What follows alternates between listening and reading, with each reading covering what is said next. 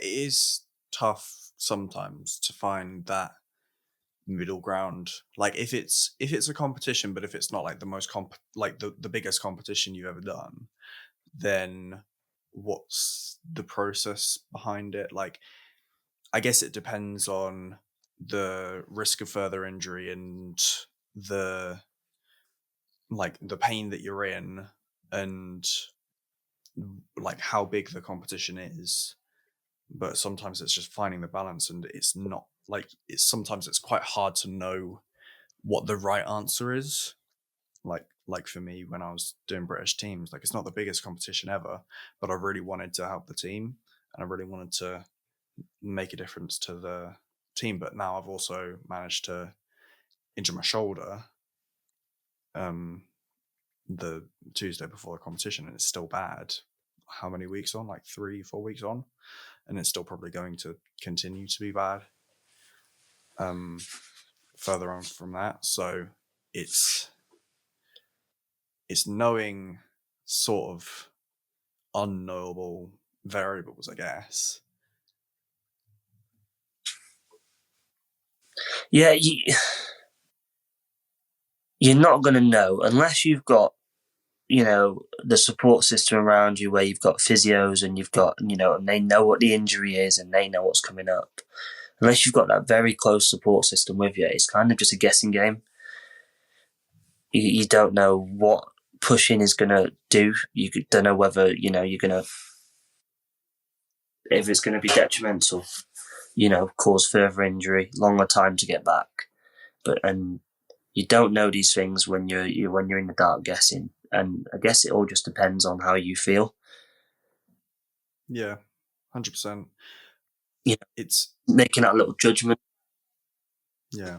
Do you get what I mean? Yeah. And it's also like you said with the support system, So it's also very beneficial if that support system is like sort of grounded in gymnastics as well. Like they know the sport and they know what sort of movements you do and all that sort of stuff.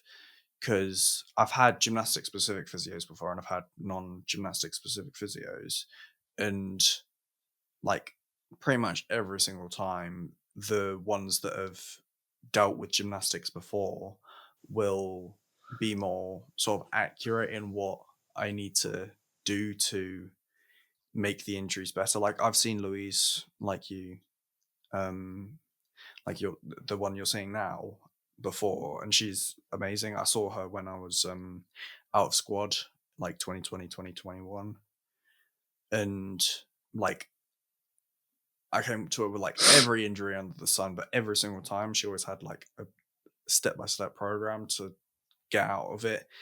Sometimes when they're not gymnastics specific, they can be a bit wishy-washy because they don't really know what we do in the gym.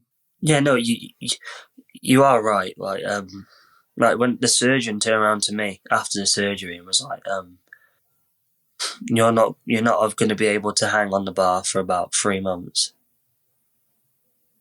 And then it's like, I think they forget that we're superhuman. We're not normal people. And I think I did my first hang on the bar about a week ago.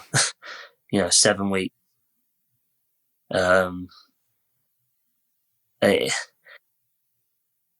It's I don't know whether it's because of what we're used to doing or whether it's because the way that normal physios and surgeons, their judgment is based off of the guidelines, the generic normal living person. And obviously with what we're used to doing, our normal day-to-day routine is nothing like a person with a 9 to 5 job. And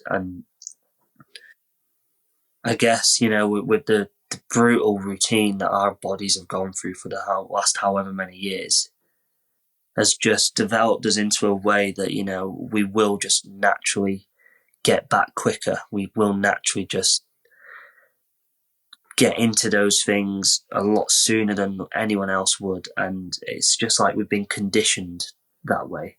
Do you know what I mean? Yeah, 100%.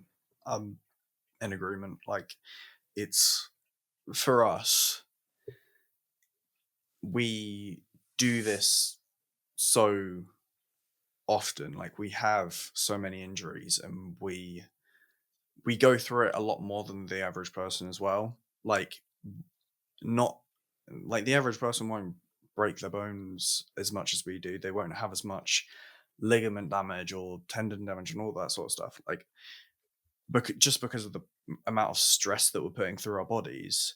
But because we're also used to recovering on like a day-to-day basis, like from just general conditioning and training, like strength training and stuff like that, because we're used to recover, like our body's used to recovering from that, I think it makes us more prone to, like, more capable of recovering from bigger injuries as well quicker. And sometimes it's quite difficult for even like just sports specific physios that aren't gymnastic specific. They'll be like football physios. They won't know as much about a shoulder than a gymnastics physio will, because gymnasts always have shoulder injuries. Like, it's such a common injury for us, but for a footballer, that's really uncommon. They're normally like ankles, knees, legs, all that sort of stuff. So even if it's just a sport specific physio, even that's sometimes not enough. Like, gymnastics is such a unique sport in that we use our entire bodies and we put it through so much stress every day that it's just, yeah, it's not, I guess it's just not normal. No, we're not. We aren't normal. But that's what makes us different. That's why gymnastics is, in some people's eyes, the most difficult sport in the world. Yeah. I mean, we kind of do. Well, We kind of do 6 sports in one, really, as men's artistic gymnasts, because every apparatus is so much different to the last one.